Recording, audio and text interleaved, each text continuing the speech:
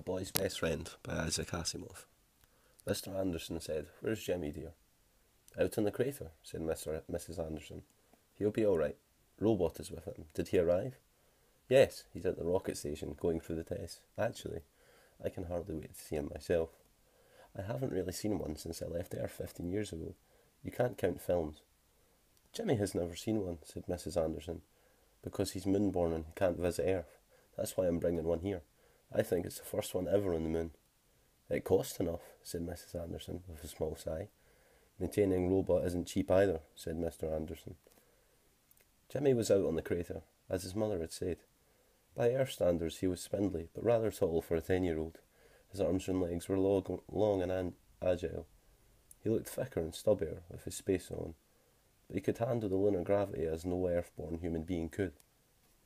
His father couldn't begin to keep up with him when Jimmy stretched his legs and went into the kangaroo hop. The outer side of the crater sloped southward, and the Earth, which was low in the southern sky, where it always was as seen from lunar City, was nearly full, so that the entire crater slope was brightly lit. The slope was a gentle one, and even the weight of the spacesuit couldn't keep Jimmy from racing up it in a floating hop that made gravity seem non-existent. "Come on, Robot," he shouted. Robot, who could hear him by the radio, squeaked and bounded after. Jimmy, expert though he was, couldn't outrace Robot, who didn't need a spacesuit and had 4 legs and tendons of steel. Robot sailed over Jimmy's head, somersaulting and landing almost under his feet. "Don't show off, Robot," said Jimmy, "and stay in sight." Robot squeaked again, and the special squeak that meant yes. "I don't trust you, you faker," shouted Jimmy, and up he went in one last bound that carried him over the curved upper edge of the crater wall and down onto the inner slope. The Earth sank below the top of the crater wall, and at once it was pitch dark around him. A warm, friendly darkness that wiped out the difference between the ground and sky except for the glitter of stars. Actually, Jimmy wasn't supposed to exercise along the dark side of the crater wall.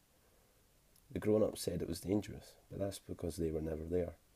The ground was smooth and crunchy, and Jimmy knew the exact location of every one of the few rocks. Besides, how could it be dangerous racing through the dark when Robot was right there with him, bouncing around and squeaking and glowing? Even without the glow, Robot could tell where he was, and where Jimmy was, by radar.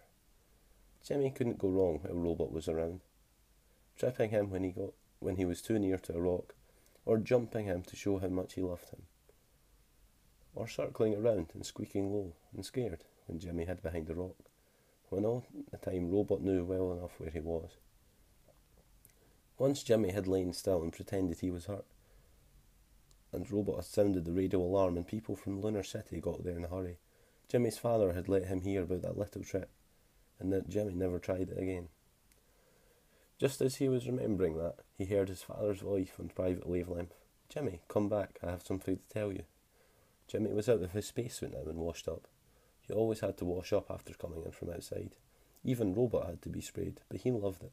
He stood there on all fours, his little foot-long body quivering and glowing just a tiny bit, and had a small head with no mouth, with 2 large glassed-in eyes, and with a bump where the brain was.